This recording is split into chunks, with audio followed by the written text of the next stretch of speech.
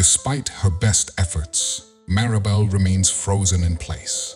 It was the furthest thing from her mind that she could have ever imagined becoming a millionaire.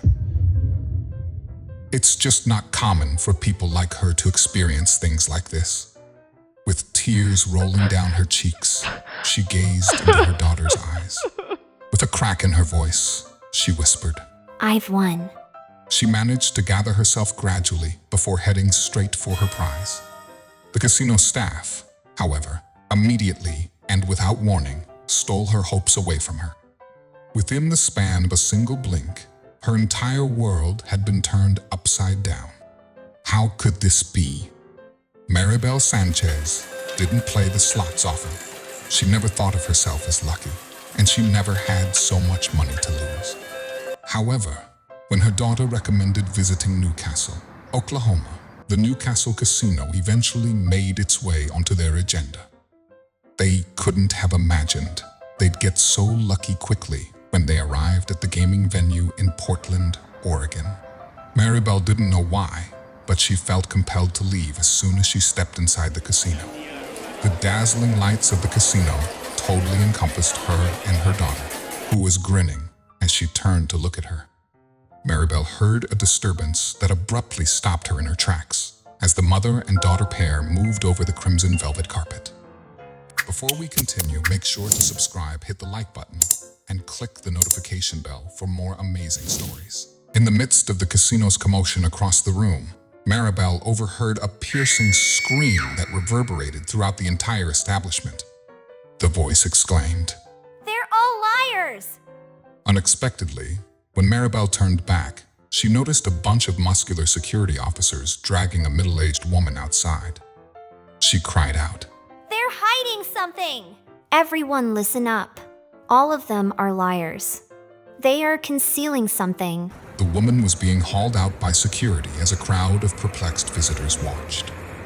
Maribel remarked to her daughter, "That's quite odd." She was unaware that the situation was about to become even more bizarre. Maribel and her daughter carried on with their day after the irate woman was expelled from the casino. Maribel avoided the tables in favor of the more straightforward slot machines because she didn't feel at ease there. In addition, she could spend time playing with her daughter alone. Her daughter pulled up alongside her as she chose a machine that had a free one next to her and sat down. Had she only realized the controversy this silly game would spark? Loan Officer Maribel inserted $1.25 into a Liberty 7 slot machine. Maribel put in a lot of overtime. Maribel understood the purpose of this vacation was to spend time with her family and create memories, not to win anything in particular. Her mouth was hanging open as she pulled the lever and immediately began staring at what was displayed on the screen. Maribel had won over $8.5 million, according to the display. Was she mistaking something? She stretched out to her daughter, who was engaged in the other game, and gave her a shoulder shake without looking away from the screen. Her daughter spat her beverage out. They were rich. She also had a clear plan in mind for how she would use the funds. Maribel found it easy to think of items to buy with the money. Of course, she would take a vacation to a warm place like the Bahamas and undoubtedly get a new car and home. But enough daydreaming for now. She needed to go to the cashier to turn her fantasies into reality. Little did she anticipate what would happen. Maribel was astonished by her large winnings. For real, she believed she was the luckiest person on earth. Her life was going to change as a result of this. Maribel approached a casino employee while full of energy and with money in her eyes. However, they managed to get her back to earth fairly quickly. After seeing the huge jackpot number, an employee of the machine promptly came and unplugged it, insisting she couldn't claim such a huge figure. They shut off the machine, took it away, and handed Maribel $100. But luckily, Maribel had taken a photo of the prize money on the screen before it went black. This wasn't over. Maribel straight away complained to the manager. as well as the mere $100 they claimed Maribel had actually won. As a way of an apology, they offered Maribel and her daughter a guest suite for the rest of the weekend, as well as free dining. But Maribel still wasn't happy.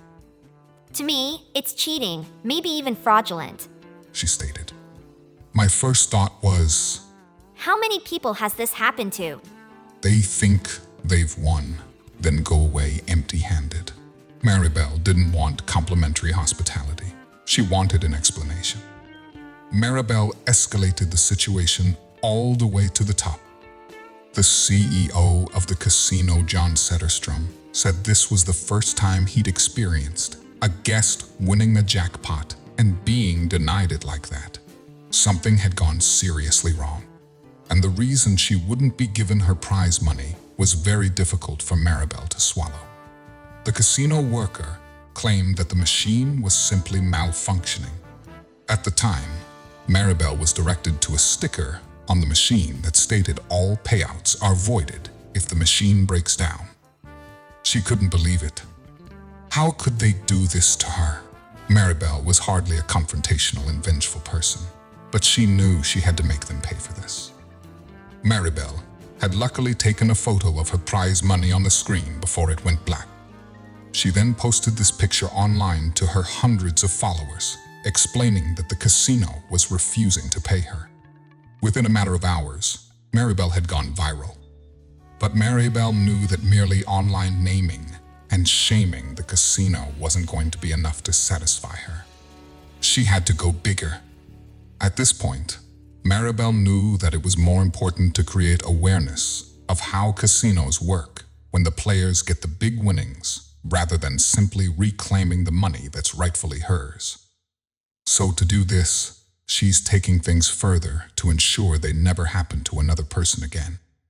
Since that fateful day at the casino, Maribel has hired lawyer Bill Zutti. Together, we are going to look at her legal options and aggressively pursue her rights, Bill stated. She should be paid for what she won. Although those idyllic thoughts of sunbathing in the Bahamas and driving around in a Mercedes slowly fade away in Maribel's mind, the investigation is still ongoing.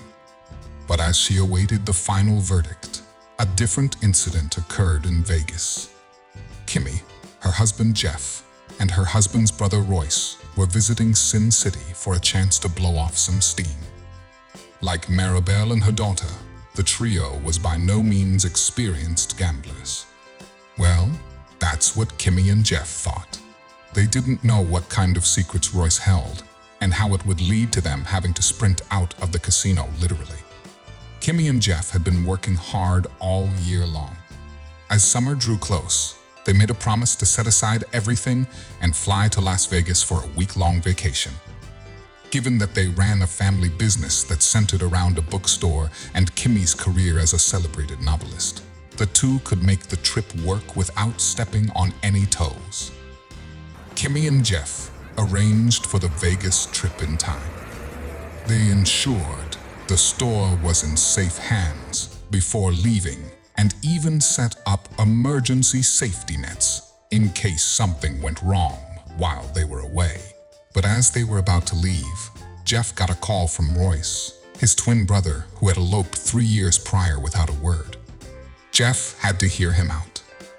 Royce explained that although he was doing good in life, he missed his family and wanted to see them. He had gone to their parents, spending time with them before calling. I wanted to see you, share a beer, or read one of those books you have lying around, he said with a nervous chuckle. He didn't know he was too late. Jeff told his brother he wanted to see and spend time with him. But the only problem was that he and Kimmy had booked a flight to Vegas. They'd made reservations at a fancy hotel, looking for some time to wind down. Jeff hated having to turn down his brother, especially since Royce was the one who reached out. Jeff remembered that Royce wasn't even there for his wedding. Could he reschedule? Jeff talked to Kimmy about his problem, and that's when Kimmy gave a solution that would leave him stumped. How about they invite Royce to their little trip? She projected that she'd spend most of her vacation time alongside their hotel's pool with a novel glued to her face. Having Royce over ensured that Jeff wouldn't lose himself to boredom. Jeff called Royce and relayed the message, and to his surprise, his twin agreed. He even booked a room in the same hotel as them to be closer to his family. Since he was in a different state, they agreed to meet at the hotel instead of having him fly to San Francisco, where Jeff and Kimmy lived. The couple didn't know what they were signing up for. As planned, Kimmy and Jeff landed in Las Vegas and checked into their hotel. But they weren't even in for 10 minutes when Royce came knocking. He was changed, taller than Jeff remembered him. He was also covered in tattoos on his neck, arms, and legs. Regardless, he still radiated the warmth Jeff had always associated with him. But instead of coming into the house, he insisted Jeff and Kimmy join him for some fun in the city. Jeff and Kimmy hadn't been in Las Vegas in a while. Although it was already night, they locked their doors and left with Royce. He took them to the first casino that came in sight, stating that since he hadn't gotten them a wedding present, he would fund their gambling through the night. But they wouldn't be in the casino for more than an hour. Royce took Jeff and Kimmy to play roulette, insisting he felt really lucky. He handed them $100 each in $20 bills and asked that they follow his instructions. They began playing the game, losing each $20 bill per spin. But although Jeff and Kimmy were slowly getting dejected, Royce insisted they continue playing. He handed them more money, amounting to $200, and repeated what he kept saying before they played.